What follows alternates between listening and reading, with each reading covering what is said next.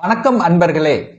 அஸ்ட்ரோசிரி channel வாயிலாக நான் உங்கள் அஸ்ட்ராலஜர் டாக்டர் சதீஷ். இன்றைய பதிவானது விருச்சிக ராசி அன்பர்களுக்கு இந்த சனியினுடைய வக்ர காலகட்டத்தில் ஏற்படக்கூடிய மாற்றங்கள், பலன்கள், திருப்பங்களை பற்றித்தான் டீட்டெயிலா பார்க்க போறோம். எப்ப சனி பகவான் வக்ரமாகிறது அப்படின்னா 30/6/2024 அன்று வக்ரமாகி நவம்பர் மாதம் 16ஆம் தேதி என்று வக்ர நிவர்த்தி அடைகிறார். அப்போ இந்த இடைப்பட்ட இந்த 4.5 மாதங்கள்ல என்ன மாதிரியான பலன்கள் இந்த விருச்சிக ராசி அன்பர்களுக்கு 4ஆம் இடத்தில் இருக்கக்கூடிய சனி பகவானால, அந்த சனி பகவான் இப்ப அர்த்தாஷ்டம சனியாக இருந்து கொண்டு 4ஆம் இடம் என்கின்ற சுகஸ்தானத்தை கெடுத்து கொண்டிருக்கிறது அப்படின்னு சொல்லலாம்.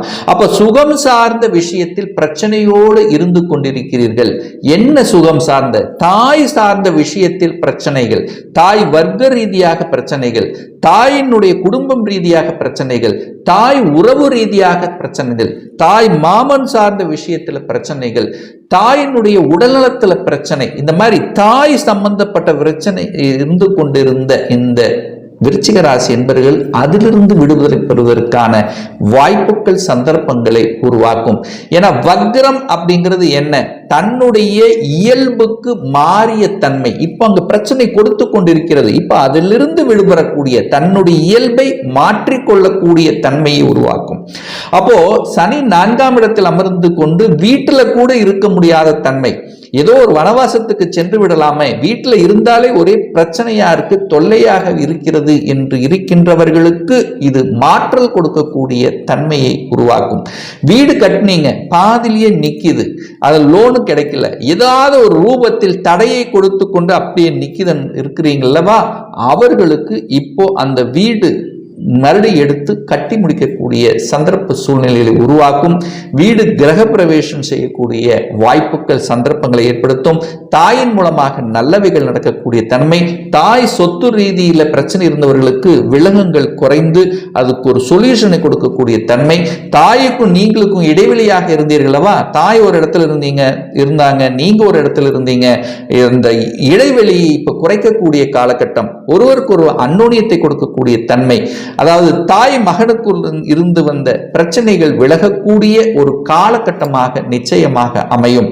ஒரு ரொம்ப நாளா ஒரு வீடு வாங்கணும் அப்படிங்கிற ஆசைகள் பூர்த்தியாகக்கூடிய, அந்த கனவை பூர்த்தியாகக்கூடிய தன்மை இந்த காலகட்டம் உங்களுக்கு இருக்கு.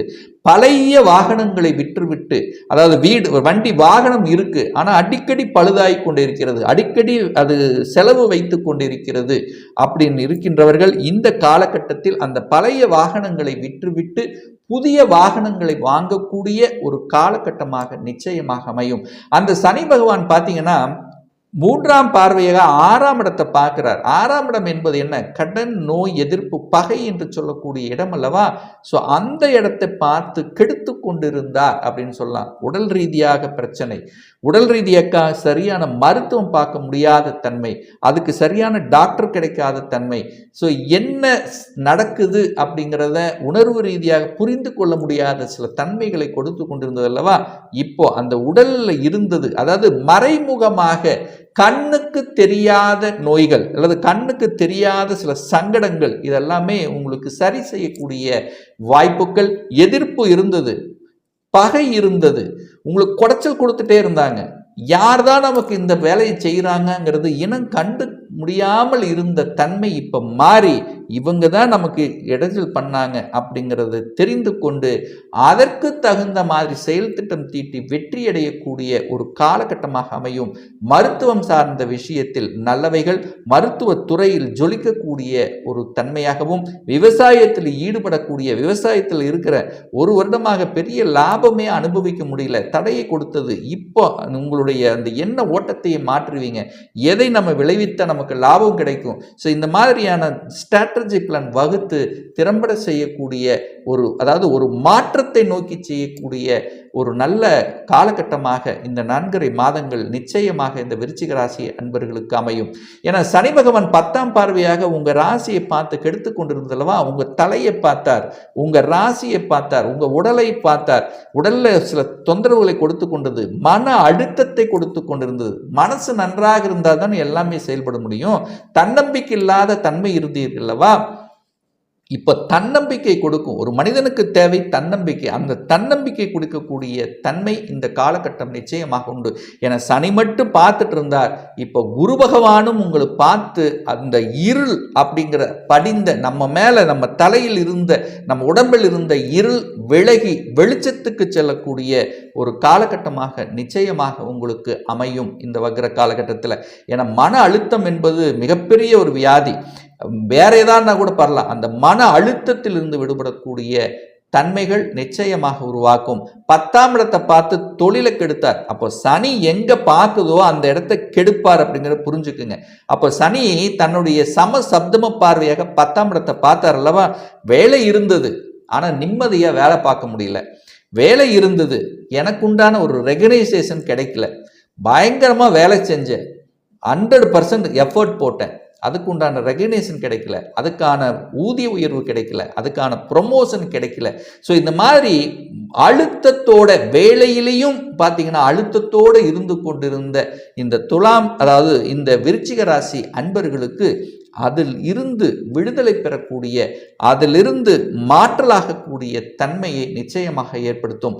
இந்த காலகட்டத்தில் தொழிலில் அபிவிருத்தி, வேலையில் மாற்றங்கள், வேலையில் உங்களுக்கு கிடைக்கக்கூடிய ரெகக்னைசேஷன், ப்ரமோஷன், ஸோ இந்த மாதிரியான தன்மைகளும் இந்த காலகட்டத்தில் நிச்சயமாக உண்டு. பதவி உயர்வு உண்டு.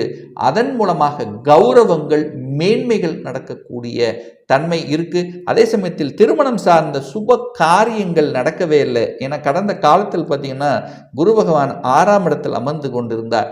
6ஆம் இடத்தில் அமர்ந்து கொண்டு குரு பாலனும் இல்லை, சனியும் உங்கள் ராசியை பார்த்து கெடுத்து கொண்டிருந்தார். இப்போ குரு 7ஆம் இடத்திலிருந்து உங்கள் ராசியை பார்ப்பதும் லாபஸ்தானத்தை பார்ப்பதும் மனமகிழ்ச்சி சந்தோஷத்தை கொடுக்கக்கூடிய சிலபக அந்த உங்களுடைய என்ன திருமணம் சார்ந்த சுப காரியங்கள் செய்யக்கூடிய வாய்ப்புகள். அந்த குரு 3ஆம் இடத்தையும் பார்க்கிறார். அந்த 3ஆம் இடம் என்பது சனியினுடைய வீடு அல்லவா. அந்த வீட்டையும் பார்க்கறதுனால தைரிய வீரியங்கள் இருக்கும். பிரயாணங்கள் மூலமாக நன்மைகள் நடக்கக்கூடிய தன்மை. ஒரு சிலருக்கு ஊரை விட்டு வெளி ஊருக்கு செல்லக்கூடிய யோகங்கள். ஒரு சிலர் அரசாங்க சார்ந்த விஷயங்கள்ல நன்மை.